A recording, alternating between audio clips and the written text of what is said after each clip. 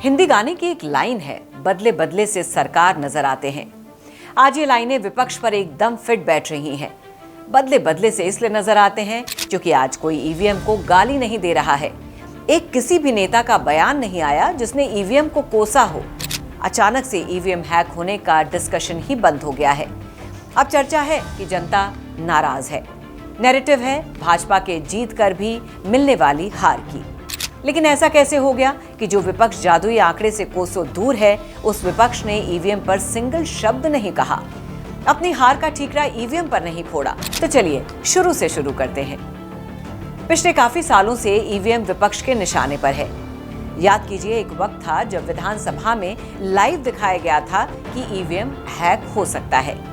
आप विधायक सौरभ भारद्वाज एक कोई ईवीएम जैसी दिखने वाली मशीन लेकर आए थे। साथ ही दावा किया था कि एक निश्चित कोड डालकर ईवीएम हैक किया जा सकता है। उनका कहना था कि मदरबोर्ड में गड़बड़ी की जा सकती है, इसे रीसेट किया जा सकता है ताकि टेस्ट के वक्त कुछ और रिजल्ट दिखें और असली पोलिंग के दौरान कुछ और।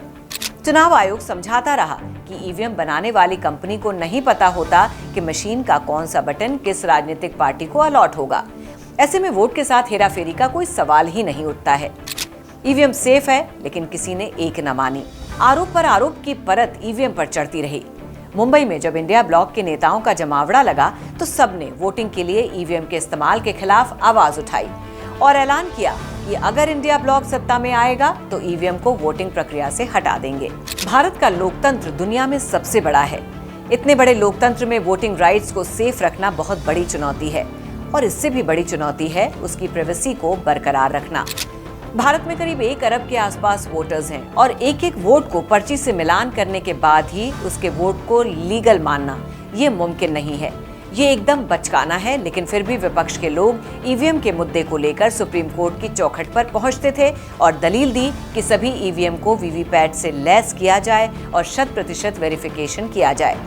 हालांकि देश की सबसे बड़ी अदालत ने ये मांग रद्द कर दी और फटकार लगाई कि इससे देश बैलेट पेपर वाले युग में वापस चला जाएगा। सुप्रीम कोर्ट ने ईवीएम की तारीफ की और कहा कि ईवीएम इजी है, सेफ है और इसे यूज करना भी आसान है।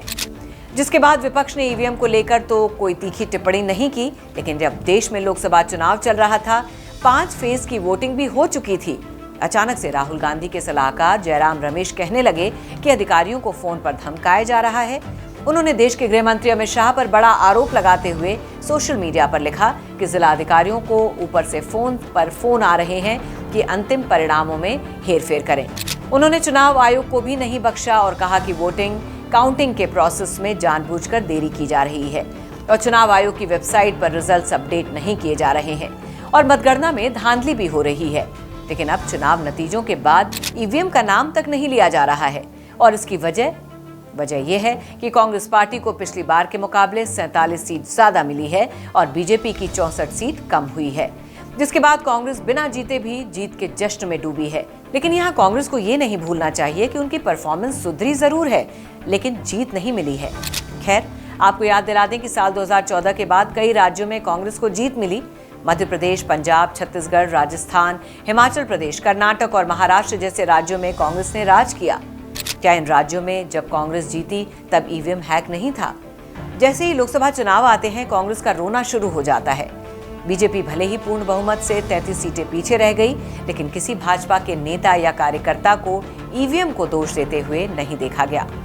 तमिलनाडु, केरल और कर्नाटक जैसे राज्यों में तो विपक्ष का ही शासन है। वहां भाजपा औंधे मुंह गिरी। दक्षिण में बीजेपी को उतनी सीटें भी नहीं मिली जितना उसने अनुमान लगाया था। फिर भी कोई ईवीएम को दोष नहीं दे रहा।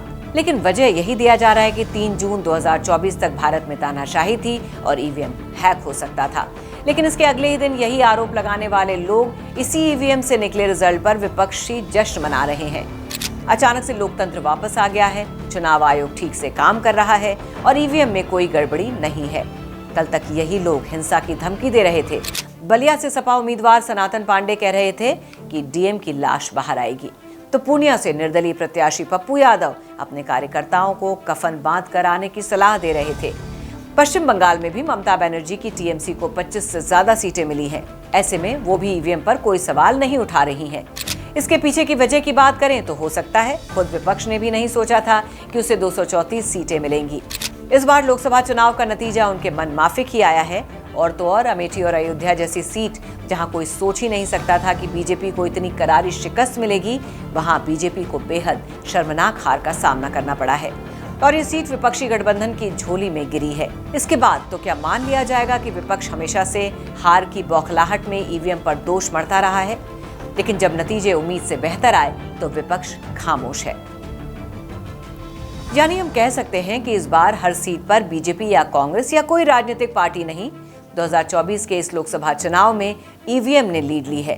तो क्या अब विपक्ष ये वादा करेगा कि 2029 के लोकसभा चुनाव में अगर उसकी हार होती है तो वो ईवीएम पर सवाल खड़ा नहीं करेंगे? वहीं ईवीएम बनाने वाले भी आज चैन की सांस ले रहे होंगे, क्योंकि कोई उन्हें कोस नहीं रहा। यूपी की हर खबर देखने और उनसे अपडेट रहने के लिए हमारे चैनल श्रेष्ठ यूपी को सब्सक्राइब और लाइक करें। साथ ही बेल आइकन को दबाना ना भूलें, जिससे हमारे हर वीडियो की जानकारी आप तक पहुंचती रहे।